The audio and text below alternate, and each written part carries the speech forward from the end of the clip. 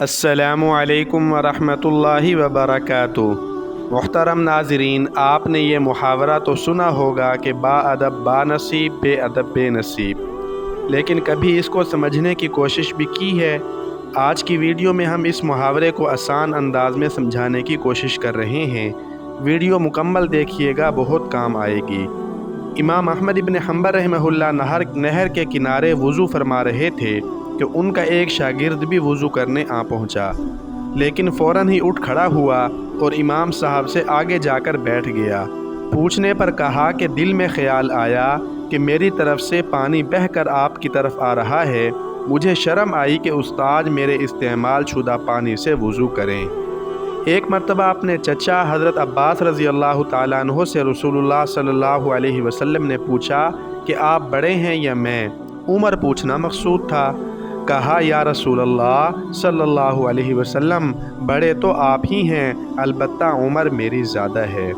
عثمانی ترکوں کی عادت تھی کہ جب ان میں سے کسی کی عمر 63 سال سے زیادہ ہو جاتی اور کوئی اس سے پوچھتا کہ آپ کی عمر کتنی ہے، تو وہ رسول اللہ صلی اللہ علیہ وسلم کی عمر مبارک کا ادب کرتے ہوئے کہتا کہ ہم حد سے گزر چکے ہیں۔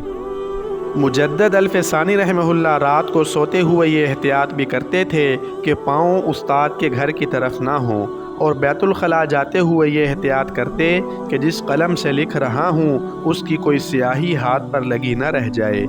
ادب کا یہ انداز اسلامی تہذیب کا ایک طرہ امتیاز رہا ہے، اور جہاں جہاں بھی اسلام گیا اس کی تعلیمات کے زیر اثر ایسی ہی تہذیب پیدا ہوئی جس میں بڑوں کے ادب کو خاص اہمیت حاصل تھی، کیونکہ رسول اللہ صلی اللہ علیہ وسلم کا یہ ارشاد سب کو یاد تھا کہ جو بڑوں کا ادب نہیں کرتا اور چھوٹوں سے پیار نہیں کرتا وہ ہم میں سے نہیں۔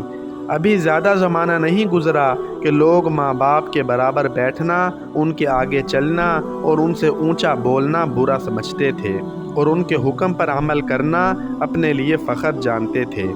اس کے صدقے اللہ جل جلالہ انہیں نوازتا بھی تھا۔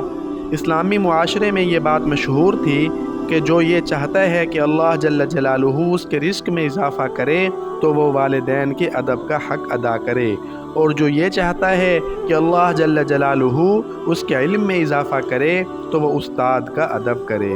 ایک آدمی کہتا ہے کہ میں نے بڑی مشقت سے پیسہ اکٹھا کر کے پلاٹ لیا، تو والد صاحب نے کہا کہ بیٹا تمہارا فلاں بھائی کمزور ہے، یہ پلاٹ اگر تم اسے دے دو تو میں تمہیں دعائیں دوں گا، حالانکہ وہ بھائی والدین کا نافرمان تھا۔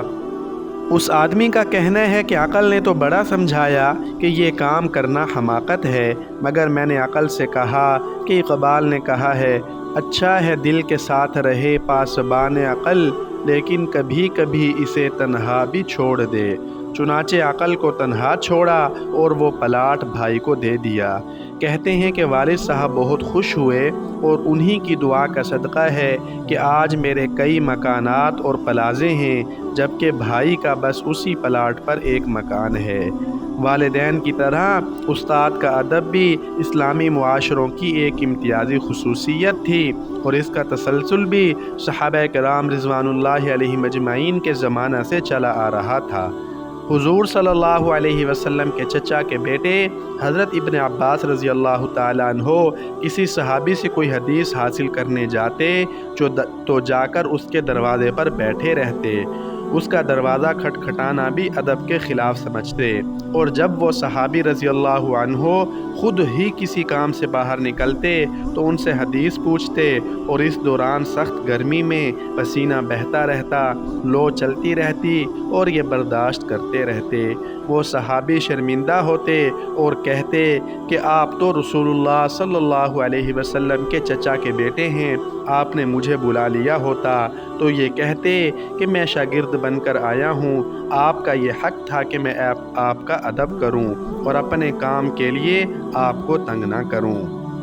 حضرت علی رضی اللہ تعالیٰ عنہ کا قول ہے کہ جس نے مجھے ایک لفظ بھی پڑھا دیا میں اس کا غلام ہوں، وہ چاہے تو مجھے بیچ دے۔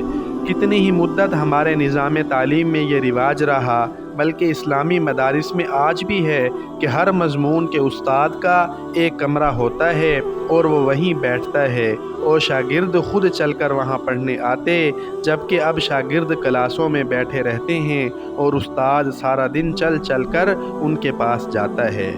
مسلمان تہذیبوں میں یہ معاملہ صرف والدین اور استاد تک ہی محدود نہ تھا، بلکہ باقی رشتوں کے معاملے میں بھی ایسی ہی احتیاط کی جاتی تھی۔ وہاں چھوٹا چھوٹا ہوتا تھا اور بڑا بڑا۔ چھوٹا عمر بڑھنے کے ساتھ بڑا نہیں بن جاتا تھا، بلکہ چھوٹا ہی رہتا تھا۔ حضرت ابن عمر رضی اللہ تعالیٰ عنہ جا رہے تھے کہ ایک بدو کو دیکھا، سواری سے اترے، بڑے ادب سے پیش آئے اور اس کو بہت سا ہدیہ دیا۔ کسی نے کہا کہ یہ بدو ہے، تھوڑے پہ بھی راضی ہو جاتا، آپ نے اسے اتنا عطا کر دیا۔ فرمایا کہ یہ میرے والد صاحب کے پاس آیا کرتا تھا تو مجھے شرم آئی کہ میں اس کا احترام نہ کروں۔ اسلامی تہذیب کمزور ہوئی تو بہت سی باتوں کی طرح حفظ مراتب کی یہ قدر بھی اپنی اہمیت کھو بیٹھی۔ اب برابری کا ڈھنڈورا پیٹا گیا اور بچے ماں باپ کے برابر کھڑے ہو گئے اور شاگرد استاد کے برابر۔ اسی وجہ سے دنیا بھی ہم پر تنگ ہوتی گئی اور علم اٹھتا چلا گیا۔ اللہ تعالی ہمیں ہر ایک کا اس کے مرتبہ کے بقدر ادب کرنے کی توفیق عطا فرمائے۔